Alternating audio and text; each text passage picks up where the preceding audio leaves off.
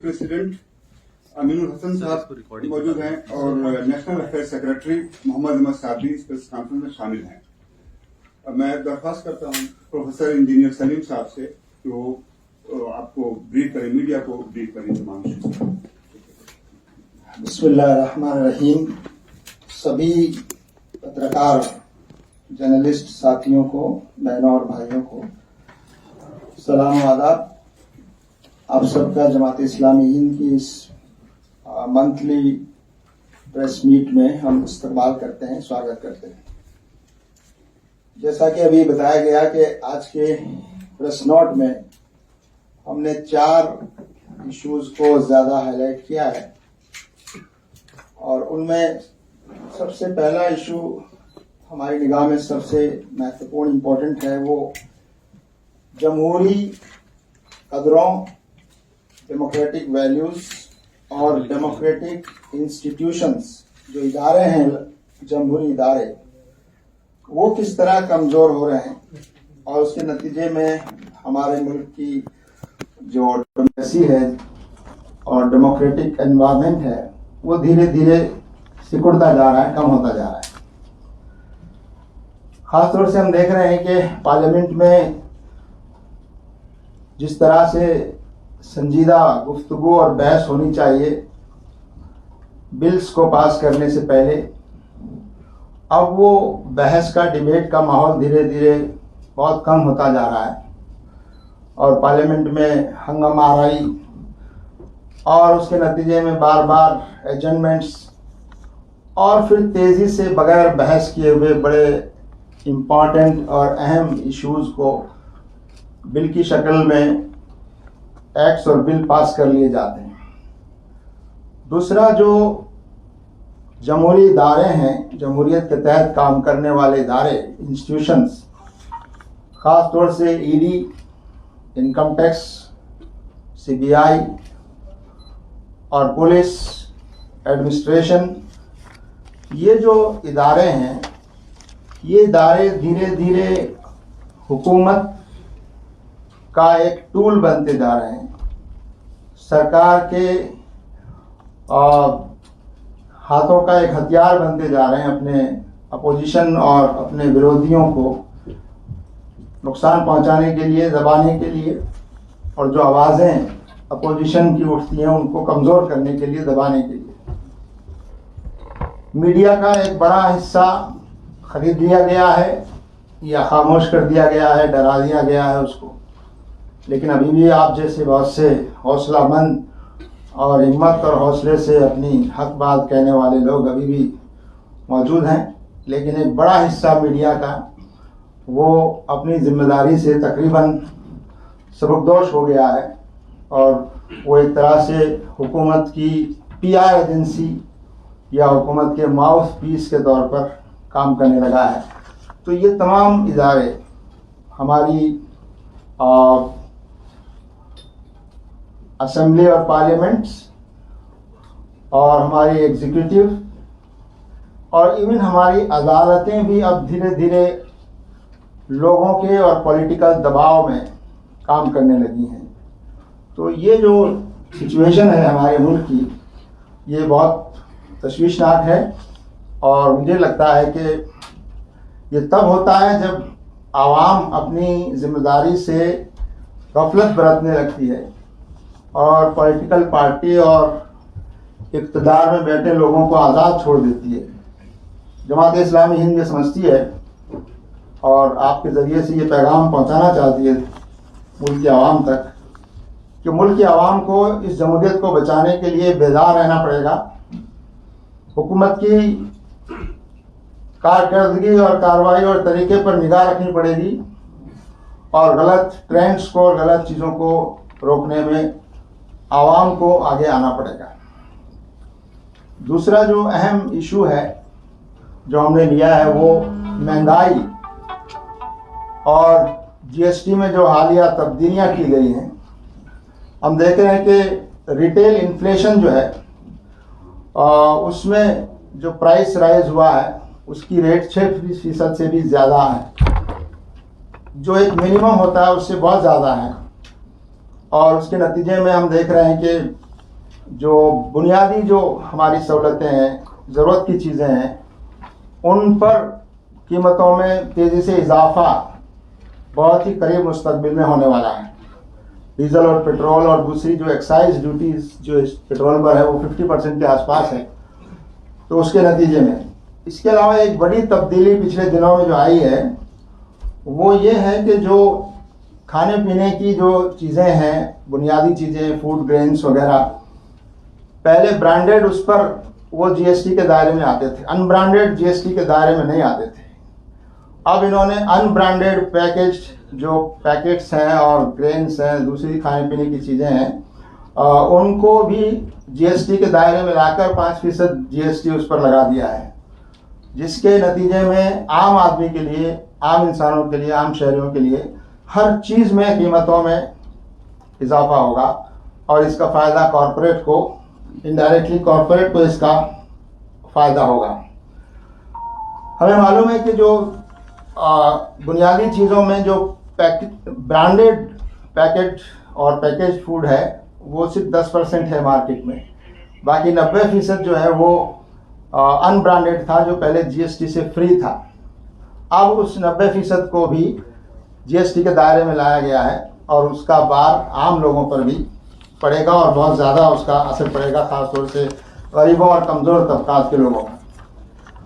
तीसरा अहम इशू जो हमने लिया है वो है मनरेगा की जो स्कीम है, जो हम समझते हैं कि हमारे मुल्क की तारीख में रूरल आवाम के लिए, रूरल और गरीबों के लिए एक बड़ा सहारा देने वाली और सब तक एक मिनिमम वेजेस को पहुंचाने वाली एक scheme Mahatma Gandhi national rural employment जो गारंटी एक्ट के तहत मनरेगा जिसको हम कहते हैं, आहिस्ता आहिस्ता मनरेगा के सिलसिले में मरकज़ी हुकूमत का रवैया बदलता जा रहा है और स्टेट गवर्नमेंट्स को जो फंड्स रिलीज़ होने चाहिए इसमें, वो फंड्स रिलीज़ होने में देरी हो रही है और बड़ी तादाद में फंड्स एक्यूमुलेट हो गए हैं, जिसकी वजह से लोगों तक उनकी उजरत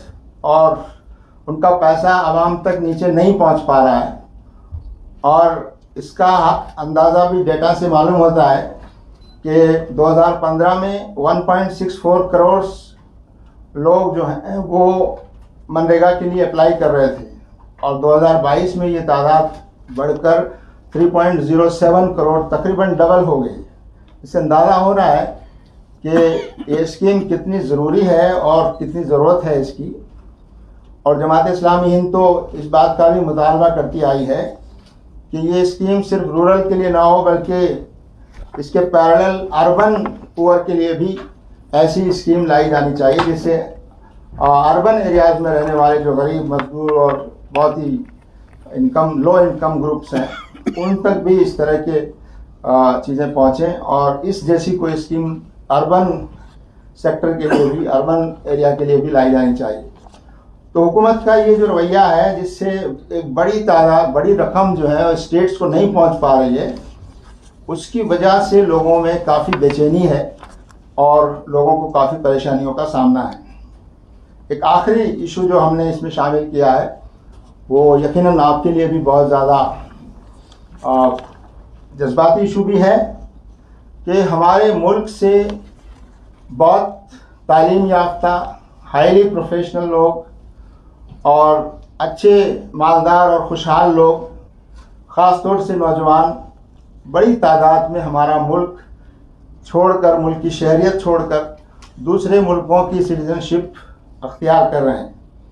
ये पहले भी होता था, लेकिन 2014 से ये सिलसिला बहुत तेज़ी से बढ़ा है। पहले लोग जाते थे, काम करते थे और कुछ वक्त के बाद यहाँ आकर सेटल होते थे। यकीनन ब्रेन ड्रेन पहले भी होता था, लेकिन ये 2014 के बाद जो फिनोमिनल जो राइज हुआ है, और डेटा बताता है कि 2014 के बाद 9 लाख से ज़्यादा, तकरीबन 1 मिलियन लोगों ने इंडिया की सिटीजनशिप को सरेंडर किया है और दूसरे मुल्कों की सिटीजनशिप को उन्होंने उन्होंने अख्तियार किया है। और पिछले 5 सालों का डाटा जो आया है उसमें 6 लाख से ज़्यादा इंडियंस ने अपनी इंडियन सिटीजनशिप को सरेंडर किया और दूसरे मुल्कों की शहरियत अख्तियार कर रहे हैं, जिसमें अमेरिका सबसे आगे है 40%, और उसके अलावा कनाडा है, स्विट्ज़रलैंड है, दूसरे और ममालिक हैं, ऑस्ट्रेलिया है, यूके, इंग्लैंड है। तो बहरहाल ये हमारे लिए बहुत तशवीश की बात है कि हम अपने मुल्क में बाहर के टैलेंट्स को अट्रैक्ट नहीं कर पा रहे हैं, बल्कि हमारा जो टैलेंट है, हमारा जो खुशहाल तबका है, हमारा जो नौजवान जो इस मुल्क के लिए बहुत बड़ा एसेट हो सकता है, वो बड़ी तादाद में हमारे मुल्क की सिटीजनशिप को छोड़ रहा है। और उसके पीछे जो फैक्टर्स हैं वो यहाँ की जो सियासी सूरत हाल है उसको भी बड़ा दखल है उसमें, और यहाँ जिस तरह डेमोक्रेटिक वैल्यूज़ और इंस्टीट्यूशंस का जिस तरह से डिके हो रहा है, कमज़ोर हो रहा है, वो पहलू भी सामने है। और फिर ये नफ़रत का बढ़ता हुआ माहौल और दूसरी चीज़ें जिसकी वजह से हमारे मुल्क की तरक्की और हमारी हुकूमत की जो पॉलिसी और रवैया है, ये तमाम फैक्टर उसके लिए ज़िम्मेदार हैं। लेकिन 2014 से अब तक ये जो फिनोमिनल राइज हुआ है, तकरीबन 1 मिलियन लोगों ने सिटीजनशिप छोड़ी है, ये हमारे लिए तशवीश की और अफसोस की बात है। और आपके ज़रिए से हम ये बात हुकूमत को भी पहुंचाना चाहते हैं कि इस सिलसिले में कोई संजीदा कदम ज़रूर उठाना चाहिए कि हम अपने टैलेंट्स को और अपने ह्यूमन रिसोर्स और एसेट को हम बचा सकें, ताकि इस मुल्क को हम तरक्की और खुशहाली के रास्ते पर ले जा सकें। तो ये चंद बातें थी।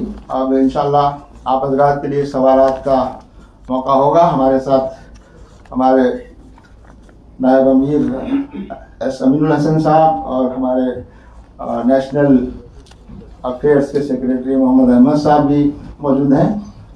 तो आपको सवालात के लिए दावत है।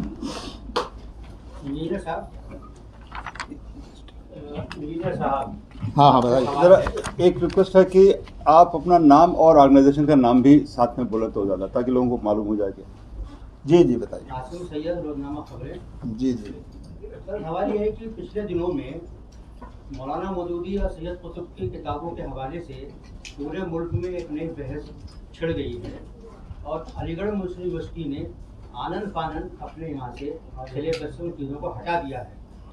इस मामले पर क्योंकि सैयद कुतुब और मौलाना मौदूदी के फिक्र के आप लोग कस्टोडियन हैं, अमीन हैं, इस हवाले से आप लोगों का अब तक कोई रद्द अमल सामने नहीं आया है। इस खामोशी की क्या वजह है? देखिए, यही इसी से हम आपको भी बचाना चाहते हैं कि जो मुल्क के अहम इश्यूज हैं और मुल्क के जो सीरियस प्रॉब्लम्स हैं उनसे लोगों का ध्यान डाइवर्ट करने के लिए इस तरह की चीज़ें बराबर लाई जा रही हैं, जिससे लोग इमोशनली और जज्बाती तौर पर उलझें और अहम इश्यूज़ की तरफ उनकी तवज्जो न हो। तो इसलिए मैं समझता हूँ कि आपको भी हम यही कहेंगे कि जो अहम इश्यूज़ हैं इस मुल्क के, उन पर तवज्जो होनी चाहिए। वो एक एकेडमिक किस्म का इशू है। कुछ लोगों ने सब एक ख़त लिखा है प्राइम मिनिस्टर को। एकेडमिक इंस्टीट्यूशंस में उनका एक तरीका है कि क्या सब्जेक्ट पढ़ाए जाएंगे। उनकी सीनेट होती है, एकेडमिक काउंसिल होती है, वहाँ हर साल चीज़ें बदली जाती हैं, तब्दीलियाँ की जाती हैं, वो रूटीन चीज़ है। लेकिन एक ख़त लिखकर उसको एक सेंसिटाइज करने की कोशिश जिस तरह से हो रही है, तो ये हम समझते हैं कि एक नॉन इशू को एक बड़ा इशू बनाने की कोशिश हो रही है। यूनिवर्सिटीज़ का काम है, एकेडमिक काउंसिल्स का काम है, वो तय करेंगी कि कहाँ क्या पढ़ाया जाएगा और किस तरह पढ़ाया जाएगा। तो हम ये समझते हैं और जमात इस्लामी ये बात समझती है कि अहम इश्यूज से मुल्क की तवज्जो नहीं हटाई जानी चाहिए। इसीलिए हमने आज के प्रेस नोट में भी आपने देखा होगा इस तरह के इश्यूज का हमने जिक्र नहीं किया है। तो जिस लेवल का इशू था उस लेवल का रिस्पांस हमने दिया और बात हो गई। सर, आपने कहा कि हुकूमत की कारकर्दगी पर हमें नजर रखनी चाहिए। सर जी जी, सर, हम हुकूमत की कारकर्दगी पर हम नजर रखते हैं और सर उनके खिलाफ हम कुछ बोलते हैं सच के साथ सर, तो हुकूमत को कबूल नहीं करती, जेल जाती है। फिर वो लोग बोलते हैं हुकूमत के खिलाफ। जी जी, तो सर इसके लिए क्या राय अमल क्या करना चाहिए सर? एक बात। दूसरी बात ये कि आपने कहा कि यहाँ से जो शहरी हिंदुस्तानी शहरी जो बाहर जा रहे हैं सर, तो इसलिए बाहर जा रहे हैं क्योंकि यहाँ सहूलियत नहीं मिल रही है। और दूसरी बात हम ये भी कह सकते हो गद्दार वतन है, फिर वो नहीं नहीं हिंदुस्तान से बाहर जा रहे थे। नहीं गद्दार वतन कैसे कहेंगे बाहर जाने? हिंदुस्तान से उनको मोहब्बत होनी चाहिए ना। नहीं काम होना चाहिए हिंदुस्तान में रहकर। बहरहाल उनको और सर जो सुप्रीम कोर्ट का जो आपने कहा है, सुप्रीम कोर्ट में जो लोग बैठे हैं वो सही बातें नहीं करते सर, उसके लिए आप क्या कर सकते हैं बताइए आप? ये जस्टिस के लिए आप क्या बोल सकते हैं आप बताइए आप? जी वही हम आपसे भी पूछना चाह रहे हैं कि ये सब आपका हमारी सबकी ड्यूटी जिम्मेदारी है कि हुकूमत की कारकर्दगी पे निगाह रखें और जहाँ जैसी आवाज़ हम जो उठा सकते हैं वो हम उठाएंगे, आप जहाँ आवाज़ उठा सकते हैं आप उठाइए, आप जहाँ लिख सकते हैं आप लिखिए, आप जहाँ बोल सकते हैं आप बोलिए। और ये एक तरीका है डेमोक्रेसी में, और कोई तरीका नहीं है। और डरने की बात नहीं है कि ये हो जाए वो होगा, बहरहाल ये तो करना है इस मुल्क के लिए। ये आपने कहा citizenship, people are renouncing citizenship. Yes. Nearly 1 million people. And you have also mentioned that there is an economic and social reasons. Do you have any specific data to support this claim? That because of the economic situation or the communal angle, is there any specific data? Data तो हम नहीं produce कर सकते, data तो सिर्फ इसका मौजूद है कि कितने लोगों ने छोड़ा है। But you have mentioned हाँ। that because of the economic situation or because of the communal situation, people are renouncing their citizenship. हाँ, ये हमारा अंदाज़ा है। और जो कुछ मीडिया में छप रहा है, आ रहे हैं, जो आर्टिकल्स आ रहे हैं, जो एक्सपर्ट्स लिख रहे हैं, उससे यही अंदाज़ा होता है। अगर और इसके अलावा और कोई फैक्टर हो तो हम जानना चाहेंगे आपसे।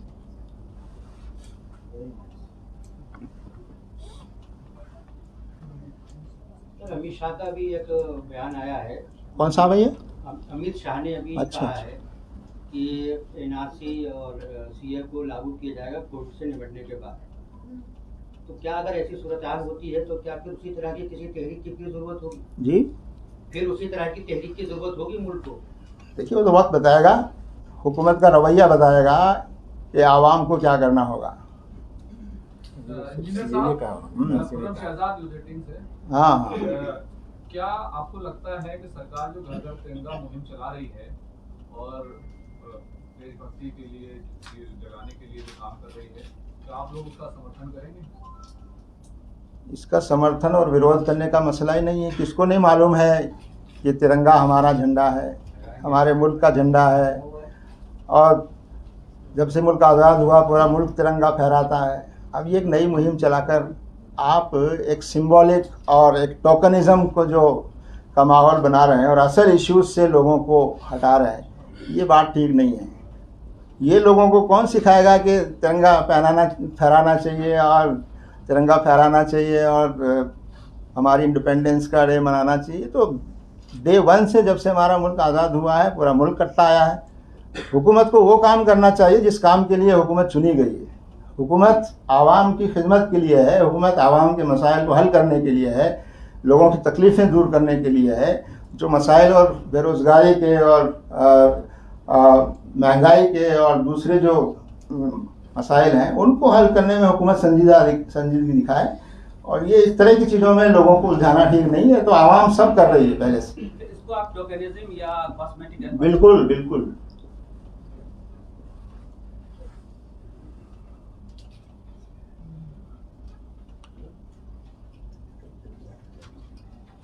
कोई सवाल हमारे अमीनुल हसन साहब के लिए नहीं, तिरंगा के बारे में हम ये कहना चाहते हैं कि हर दिल में तिरंगा है।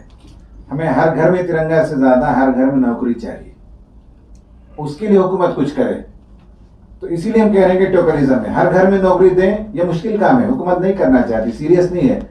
तिरंगा एक टोकनिज्म में चाहते हैं कि भाई हर घर में हो जाए। हम उनको बताना चाहते हैं हर घर में नहीं, हर दिल में तिरंगा है। लेकिन सर कश्मीर में मुफ्ती सईद साहब ने जो है उसके मोदी के साथ जब मुलाकात की तो उसके अंदर तो कश्मीर का झंडा था उनके आगे और एक तरफ तिरंगा था मोदी के आगे। कश्मीर में क्या? हाल की बात है सर, वो इंटरव्यू में आया था वो।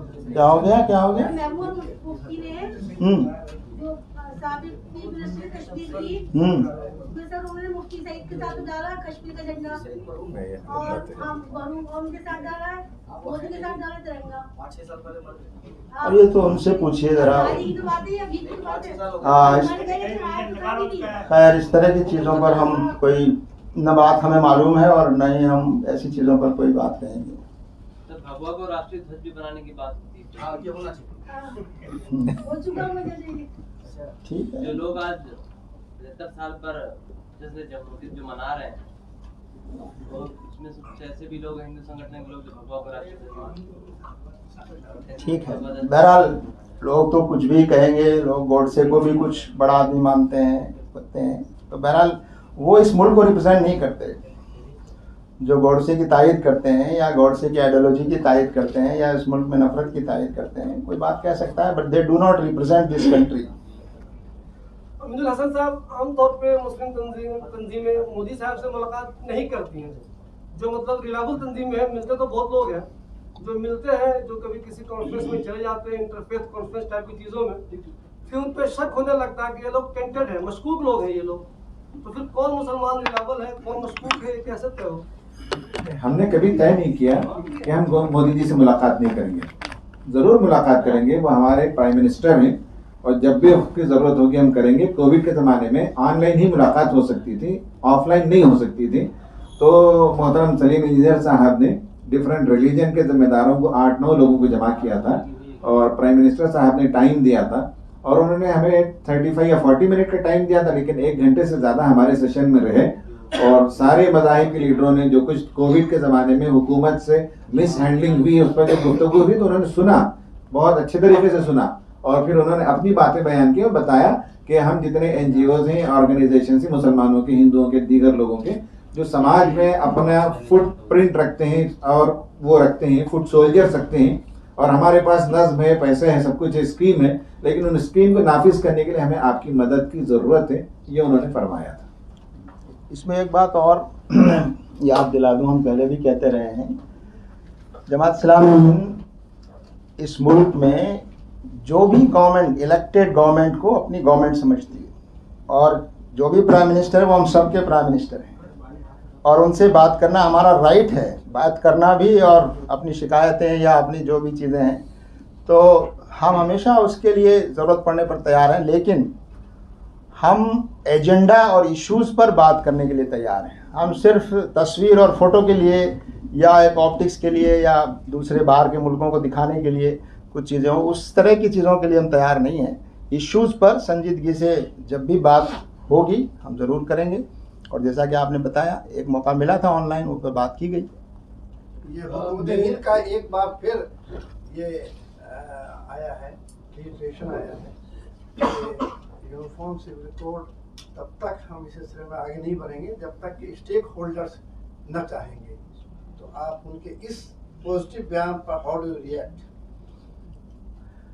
ये बयान जैसा आप बता रहे हैं ये कोई नई बात नहीं है, ये एक दस्तूर में लिखी हुई बात है कि कॉमन सिविल कोड या दूसरे जो डायरेक्टिव प्रिंसिपल्स में जिन चीज़ों का वादा किया गया है उसके बारे में एक कंडीशन है कि जितने भी मुताल्लिक लोग हैं उनके मशवरे और उनकी सहमति के बाद ही ऐसी कोई चीज़ लाई जा सकती है। तो उन्होंने उसको दोहराया है और यही हमारा स्टैंड है कि जब तक सब लोगों की सहमति से कोई चीज़ बनती है तो वही कबूल की जा सकती है। हम ये कहना चाहेंगे कि क्यों सिविल कोड ही यूनिफॉर्म हो, यूनिफॉर्म इनकम कोड क्यों नहीं होता है, यूनिफॉर्म कार कोड क्यों नहीं होता? कोई बहुत भारी कार में फिर रहा है, कोई बहुत सस्ती कार में फिर रहा है, सब इंडियंस, सबके लिए यूनिफॉर्म कार कोड क्यों नहीं होता है?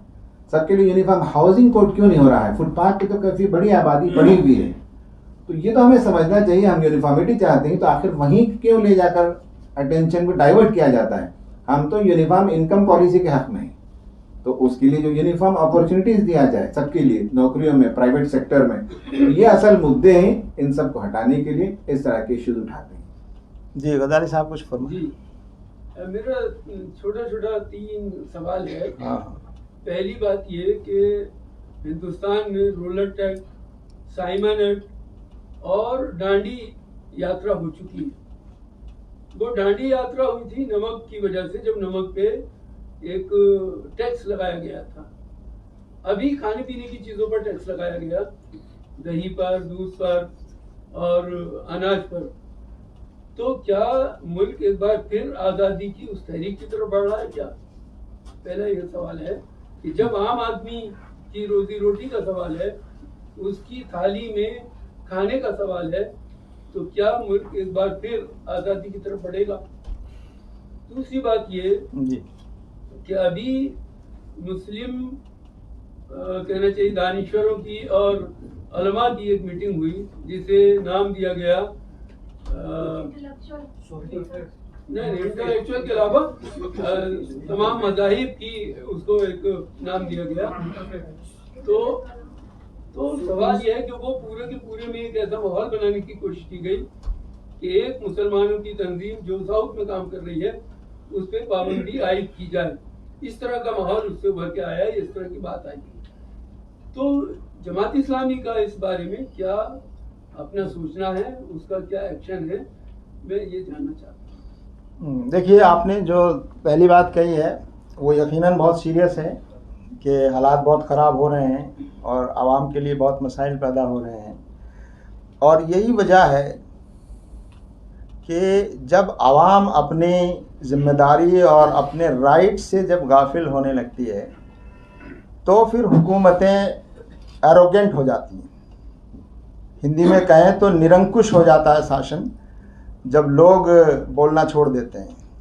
तो मुझे लगता है कि अब हालात धीरे धीरे बदल रहे हैं और एक हद पार हो गई है और शायद अब आवाम जो है बहुत संजीदगी से इन मसाइल का हल चाहते हैं। और मुझे लगता है कि हुकूमत आवाम की इस बेचैनी को उसे समझना चाहिए और एड्रेस करना चाहिए। दूसरी बात जो आपने कही है, ऐसी बहुत सी कॉन्फ्रेंसेस होती हैं, कराई जाती हैं, कौन कराता है वो सब हमको जानते हैं। लेकिन जो बात आपने कही है हमें नहीं मालूम वहाँ क्या रिजोल्यूशन आया, वो कोई उसकी तस्दीक नहीं कर रहा है। लेकिन ये बात हम पहले भी कह चुके हैं। डोभाल उसमें शरीक थे और उनको नहीं, जिस जो बैन करने वाली बात आपने उठाई है उसकी तस्दीक नहीं हो रही है कि वो रिजोल्यूशन में है कि नहीं है, किसने कहा है वो आप ज़्यादा जानते होंगे। लेकिन हमारा मौक़िफ़ उस कॉन्फ्रेंस से बहुत पहले वाज़ेह हो चुका है और वो ये है कि हम बैन की मेंटलिटी को एक फासिस्ट मेंटलिटी समझते हैं। बैन करने की जो मेंटलिटी है वो एक फासिस्ट मेंटलिटी है।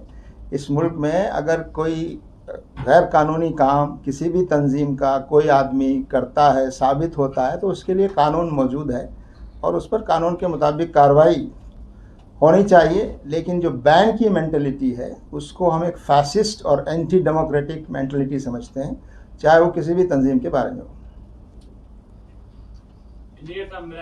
जरूर। जब हमें संबोधित कर रहे थे तो कह रहे थे कि सदन में आजकल ज्यादातर कानून बिना बहस के पास करा दिया।